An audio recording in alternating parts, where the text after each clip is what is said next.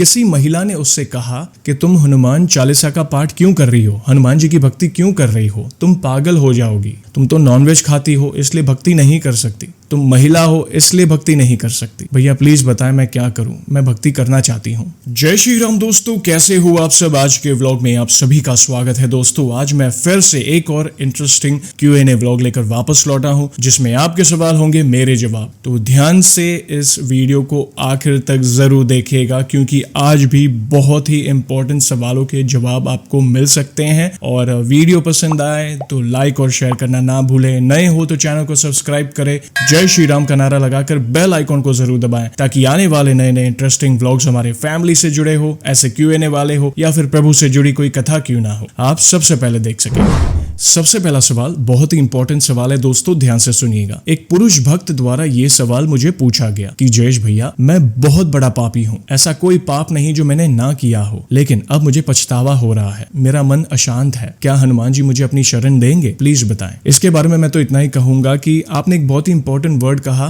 पछतावा। आपको हुआ तो सही, क्योंकि कई लोग अपनी इच्छा पूर्ति के लिए पाप कर्म किए जा रहे हैं और उन्हें पछतावा तक नहीं होता। मैं समझ सकता हूँ आप किस सिचुएशंस से गुजर रहे हैं अभी। अच्छा लगा कि आप प्रभु की शरण में आना चाहते हैं। हमारे प्रभु बहुत दयालु हैं, वे हर जीव को अपनी शरण देते हैं, हर जीव को। तो आप चिंता ना करें। जैसे एक माता पिता का जो दुलार होता है, जो प्यार होता है अपनी संतान के लिए, कि बच्चा कितना भी बिगड़ा क्यों ना हो, लेकिन वो कहता है ना, जब वो वापस अपने घर आता है तो माँ बाप हाथ फैलाकर उसे प्रेम करते, दुलार करते हैं और उसे एक मौका देते हैं कि चिंता ना कर बेटा, अभी भी समय है, सुधर जा, अच्छे कर्मों में लग जा, सब कुछ सही होगा। तो वैसे ही हमारे प्रभु, उनके लाखों करोड़ों भक्त हैं, तो वे एक समान अपने भक्तों को प्रेम करते हैं, दुलार करते हैं, कभी किसी भक्तों में भेदभाव नहीं करते। आप चिंता ना करें, बस आपको एक ही चीज का ध्यान देना है। जब आप प्रभु के शरणागत हो जाए, अपने आप को समर्पित कर रहे हो, तो फिर वो संकल्प ले, वो निश्चय करे कि मैं अब से पाप कर्म नहीं करूंगा। और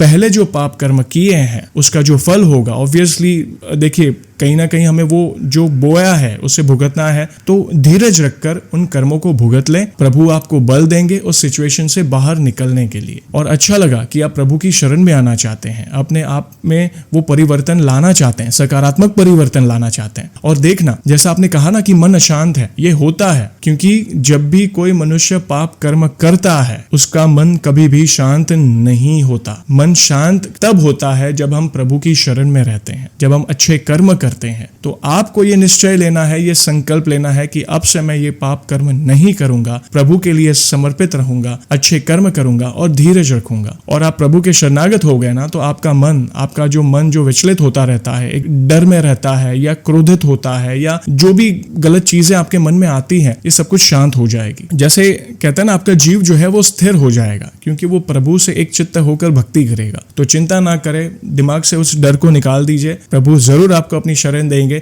बस आपको फिर से वो मार्ग, गलत मार्ग नहीं पकड़ना है, उसका आपको निश्चय करना है, उसका संकल्प लेना है। देखना, प्रभु की कृपा आप पर अवश्य होगी। दूसरा सवाल, ये भी इंपॉर्टेंट सवाल है और ये चैलेंज कई बार गृहस्थ भक्तों को आता है। एक महिला भक्त ने मुझे ये सवाल पूछा कि जयेश भैया, मेरे घर वाले मुझे हमेशा कहते रहते हैं, क्या पूरा दिन पूजा पाठ में पड़ी रहती हो? जयेश भैया, मैं क्या करूं? मैं अपने प्रभु से दूर नहीं रह सकती, क्या करूं इस सिचुएशन में, प्लीज बताएं। इसके बारे में मैं यही कहूंगा कि मुझे अच्छा लगा कि आप प्रभु से जुड़े हुए हो, प्रभु से दूर नहीं होना चाहते। लेकिन अगर हम गृहस्थ हैं, हम पर जिम्मेदारियां हैं, हमें हमारे कर्तव्य निभाने हैं, पति के प्रति, माँ बाप के प्रति, सास ससुर के प्रति, संतान के प्रति, आप पुरुष हो या महिला, हर एक के ऊपर जिम्मेदारियां होती है। तो प्रभु को क्या पसंद है कि हम अपने कर्तव्य निभाएं। ऐसा नहीं है कि आप पूरा दिन माला पकड़ के बैठे और 2-2, 3-3 घंटा पूजा पाठ में रहें, वहां पे आपके पति बेचारे भूखे जा रहे हैं या आपके बच्चे भूखे रह रहे हैं या फिर कोई मेहमान आ रहे हैं, वे भी आपका वेट कर रहे हैं। तो इन चीजों का आपको ध्यान देना है। आप पूजा पाठ करिए, आपको पूजा पाठ करने से कोई रोक नहीं रहा है, मगर हर एक चीज को आपको प्लान करना है कि अगर मेरे घर में मुझ पर इतने सारी जिम्मेदारियां हैं, मुझे अपने कर्तव्य निभाने हैं, पूरे दिनचर्या में इतने काम होते हैं, एक समय प्रभु के लिए निकालूं और बाकी पूरा दिन आपको क्या करना है, आपका जो कर्तव्य वो निभाते रहो, मन में प्रभु का स्मरण करते रहो। आपको कौन रोक रहा है? सुबह आप समय निकाले 10-15 मिनट, जो भी आप समय निकालकर धूप दीप अगरबत्ती जो आप विधान से आप नित्य पूजा करते हो वो कर लीजिए। प्रभु ये नहीं कहते कि आप 2-2, 3-3 घंटा पूजा करें या पूरा दिन पूजा पाठ करें तो ही मैं प्रसन्न रहूंगा। प्रभु कभी भी अपने भक्त से दूर नहीं रहते, वे आपके पास ही है। तो सुबह की दिनचर्या में जो पूजा होती है वो कर लीजिए और पूरा दिन काम करते करते आप नाम जप करिए। मन में तो नाम जप कर सकते हैं ना। अगर होता है कई बार हमारे घर में कोई ऐसा सदस्य है जिन्हें, और फॉर एग्जाम्पल अगर आपके पति इतने धार्मिक नहीं है और आप ज्यादा धार्मिक हो, प्रभु के प्रति आपकी भक्ति मतलब अटूट है, तो ऑब्वियसली कई बार वो चैलेंज आता है, हमारे जीवन साथी के तरफ से ही वो चैलेंज आता है कि ये क्या कर रही है। आप अपनी जिम्मेदारियां निभाएं, क्योंकि हमारा जो कर्तव्य हम जो निभाते हैं वो भी एक भगवत भक्ति का ही मार्ग है, क्योंकि प्रभु तो कण कण में है ना। तो चिंता ना करें, चलते फिरते उठते बैठते, जैसे मैंने कहा, रोटी बना रहे हो,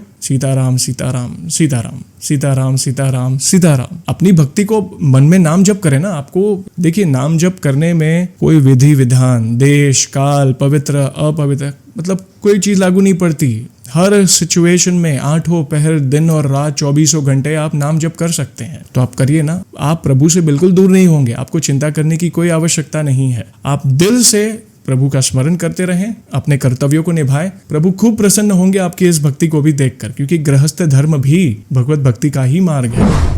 तीसरा सवाल बहुत ही इंपॉर्टेंट सवाल है, ध्यान से सुनिएगा दोस्तों। एक महिला भक्त द्वारा ये सवाल मुझे पूछा गया कि जयेश भैया, किसी महिला ने उससे कहा कि तुम हनुमान चालीसा का पाठ क्यों कर रही हो, हनुमान जी की भक्ति क्यों कर रही हो, तुम पागल हो जाओगी, तुम तो नॉनवेज खाती हो इसलिए भक्ति नहीं कर सकती, तुम महिला हो इसलिए भक्ति नहीं कर सकती। भैया प्लीज बताएं मैं क्या करूं, मैं भक्ति करना चाहती हूं। देखिए इसके बारे में मैं क्या कहूं, मैं तो इतना ही कहूंगा, और मैंने कई बार अपने सेशन में कहा है कि ये जो भ्रम फैला है ना कि महिलाएं ये नहीं कर सकती हनुमान जी की पूजा में, वो नहीं कर सकती, ऐसा नहीं है। हम प्रभु के अंश है, वे परम पिता परमात्मा है। हम शरीर से स्त्री पुरुष है, हमने मात्र पोशाक पहनी है स्त्री और पुरुष की, है तो उनके ही अंश। इस ब्रह्मांड का हर जीव प्रभु की भक्ति कर सकता है, हनुमान जी की भक्ति कर सकता है। तो आप चिंता ना करें, भक्ति को मत रोकिए, आप भक्ति करें, सच्चे दिल से करें, अपने आप को समर्पित कर दे प्रभु के प्रति और एक संबंध बनाएं। नॉर्मली मैंने देखा है जो महिला भक्त होती हैं वे हनुमान जी को अपना बड़ा भाई मानती है। जो बुजुर्ग महिला भक्त होती हैं वे हनुमान जी को हनुमान लल्ला स्वरूप उनकी सेवा करती है, जैसे हम